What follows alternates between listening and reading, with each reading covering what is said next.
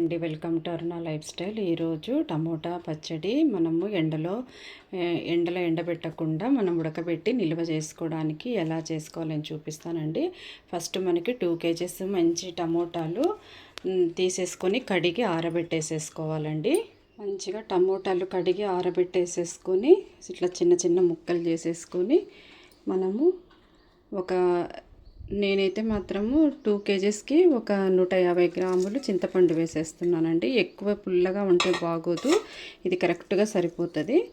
ఇప్పుడు మనం stove on చేసేసుకొని సన్నని సిమ్మి మీద మంచిగా పసుపు కూడా వేసేసుకొని ఇప్పుడే ఉడకబెట్టేసేసుకోవాలండి. మంచిగా సన్నగా సిమ్మి మీద ఉడకబెట్టుకోవాలి. హై మీద పెడితే కన్నా అడుగంటిపోతుంది. ఇట్లా అంతా ఇంకా కొంచెం సేపు అదంతా ఈ వాటర్ అంతా పోయినాక ఆఫ్ చేసేసుకోవాలి. చూడండి, ఇంత ఉన్నప్పుడు మనం ఆఫ్ చేసేసుకోవాలి. దీంట్లో ఇంకా ఇది ఆరిపోయినాక మనం దీంట్లో కారం అవన్నీ వేసేసుకొని మిక్సీ చేసుకోవాలి. మరీ గట్టిగా అయినప్పుడు మనం బంద్ చేసుకుంటే మనకి పచ్చడి కూడా గట్టిగా అయిపోతుంది. అందుకని కొంచెం లిక్విడ్గా ఉన్నప్పుడే మనం స్టవ్ ఆఫ్ చేసేసుకోవాలి. ఇప్పుడు నేను స్టవ్ ఆఫ్ చేశానండి. ఇప్పుడు నేనైతే లావు ఉప్పే వాడతాను. ఈ కప్పుతోటి నేను 1 కప్పు కారం వేస్తాను, సగం కప్పు లావు ఉప్పు వేసేస్తాను. దీంట్లో ఇప్పుడు వేడిగా ఉన్నప్పుడు వేస్తేనే మనకి సాల్ట్ మొత్తము కరిగిపోతుంది అన్నమాట. ఇదంతా ఆరిపోయినాక మనము మిక్సీ చేసుకోవాలి కారము అన్నీ వేసేసి. ఈ కప్పు నిండా నేను 3 మ్యాంగోది కారం పొడి వేస్తున్నానండి. మనకి పచ్చడి కూడా చాలా కలర్ఫుల్గా ఉంటుంది. నేను దీని నిండా వేస్తున్నాను. తర్వాత జీలకర్ర మెంతి పౌడరు నేను ఆవుపిండి వేయనండి. నాకు ఆవుపిండి వేస్తే నాకు అంత మంచిగా అనిపించదు. జీలకర్ర మెంతులు వేపుకొని చేసుకున్న పౌడరు ఒక 2 టీ స్పూన్లు వేస్తున్నానండి. నేను ఆల్రెడీ చేసి పెట్టుకుంటాను ఎప్పుడు రెడీగా, అది వేసేసుకుంటున్నాను.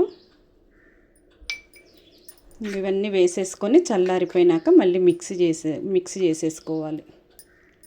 చల్లారిపోయిందండి. ఇప్పుడు మనం మిక్సీ చేసుకోవాలి. నేను ఒక మూడు గడ్డలు పెద్దవి వెల్లుల్లిపాయలు పీల్ తీసి దీంట్లో వేసేసుకుంటున్నాను. ఇప్పుడు మిక్సీ చేసుకోవాలి అంతా. మనం మంచిగా మిక్సీ చేసేసానండి. ఇంత అయ్యింది, 2 kgsకి ఇంత అయింది. ఇది మనకి ఒక పోపు ఎప్పుడు కావాలంటే అప్పుడు కొంచెం తీసుకొని నేను పోపు చేసుకుంటాను. చట్నీ నాకు కావాల్సినంత చేసుకుంటాను. ఇది ఇట్లా ప్లాస్టిక్ డబ్బాలో మనం పెట్టేసేసుకొని ఫ్రిడ్జ్లో పెట్టుకుంటే కానీ మనకి సంవత్సరం వరకైనా నిల్వ ఉంటుంది. ఇప్పుడు తాలింపు పెట్టుకుందామండి. మనకు కావాల్సినంత తాలింపు చేసుకోవాలి. మిగతాది డబ్బాలో పెట్టేసేసుకొని ఫ్రిడ్జ్లో పెట్టేసుకోవాలి.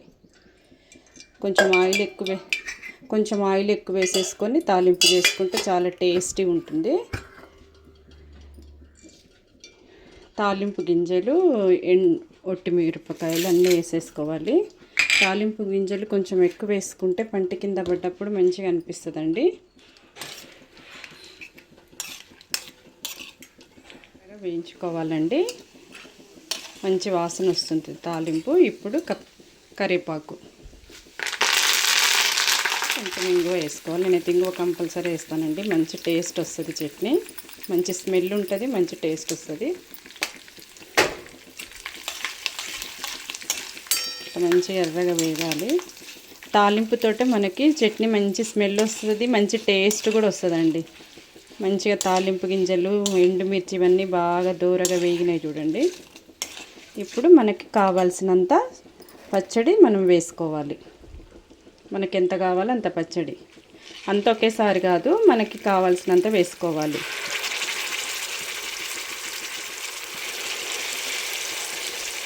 ఆల్రెడీ పసుపు మనం ఉడికించేటప్పుడే వేసుకున్నాం కదా, కావాలనుకుంటే ఇప్పుడు కొంచెం వేసుకోవచ్చు. పసుపు వేసుకుంటే కొంచెం కలర్ఫుల్గా ఉంటుంది.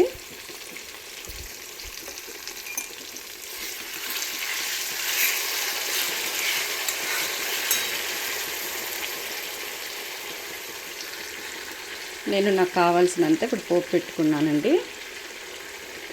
నేను 2 kgs పెట్టాను, అందుకు సగం ఫ్రిడ్జ్లో పెట్టేసుకొని మనం వేసుకొని తింటే చాలా కమ్మగా ఉంటుందండి. పిల్లలు కూడా మంచిగా లైక్ చేస్తారు. కారం ఎక్కువ ఉండదు. మనం 3 మ్యాంగో కారం యూస్ చేసాం కాబట్టి పచ్చడి చాలా కలర్ఫుల్గా చూడండి, ఎంత కలర్ఫుల్గా ఉంది. చూడంగానే తినాలనిపిస్తుంది. కొంచెం ఆయిల్ ఎక్కువ వేసుకొని పోపు చేసుకోవాలి, అప్పుడు మంచి టేస్ట్ వస్తుంది. పులుపు కారము అన్నీ నాకు కరెక్ట్గా సరిపోయినాయండి. ఇప్పుడు స్టవ్ ఆఫ్ చేసేసుకోవాలండి. ఇంకా చల్లారినాక మనం ఒక బాటిల్లోన లేకపోతే ఒక డబ్బాలో పెట్టేసేసుకొని మనం రోజు సర్వ్ చేసుకోవచ్చు. వేడి వేడి అన్నంలో నెయ్యి వేసుకొని చిన్నపిల్లలకి మంచిగా తినిపిస్తే పుల్ల పుల్లగా కమ్మగా తింటారండి. టిఫిన్ బాక్స్లకు కూడా చాలా బాగుంటుంది. మా పిల్లలు టిఫిన్ బాక్స్ కూడా పెట్టుకెళ్తారు. దోశలేకి, ఇడ్లీలేకి, దేనికైనా బాగా పనికొస్తుంది. మనం ఇప్పుడే సమ్మర్కి చాలా హెల్ప్ అవుతుంది మనం ఈ చట్నీ కన్నా పెట్టుకుంటే. మీరు కూడా పెట్టుకొని ఎలా ఉందో కామెంట్స్లో పెట్టండి. మరి ఒక వీడియోతో కలుసుకుందాం. Bye bye.